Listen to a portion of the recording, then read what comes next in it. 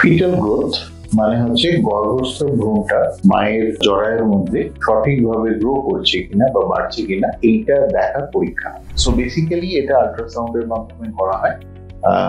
এটা করার জন্য বাচ্চার মাথা, পেট এবং পা এর প্যারামিটারস গুলো মেজার করতে হয়। আল্ট্রাসাউন্ড মেশিনের মধ্যে যে সফটওয়্যার থাকে সেই সফটওয়্যার ক্যালকুলেট করে বলে দেয় যে বাচ্চার এস্টিমেট ফিটাল ওয়েটটা কত হতে পারে।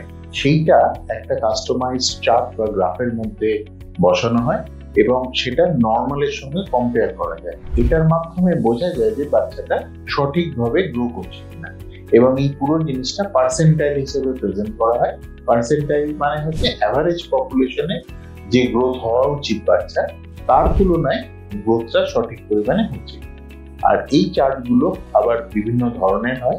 এই সফটওয়্যারগুলো যেমন ধরুন ককেশিয়ান মানে যারা ইউরোপ বা আমেরিকাতে থাকে তাদের গ্রোথ প্যাটার্ন একটা হবে, আবার আমাদের ইন্ডিয়াতে বাচ্চাদের গ্রোথ প্যাটার্ন একটা হবে, এবং এটা সম্পূর্ণ জেনেটিক কারণে। সো আজকে যখন আমরা বাচ্চার গ্রোথটা সেন্টাইল বেস করছি বা সেন্টাইল বেস চার্টের মধ্যে ফেলছি, তখন ইন্ডিয়ান চার্ট ব্যবহার করাই ভালো বা ইন্ডিয়ান অরিজিন চার্ট ব্যবহার করাই ভালো, যাতে করে বাচ্চার গ্রোথটা সঠিক হচ্ছে কিনা হচ্ছে বোঝা যায়। এটা কিন্তু প্রেগন্যান্সি চলাকালীন টেস্টগুলোর মধ্যে এটি অতীব গুরুত্বপূর্ণ পরীক্ষা।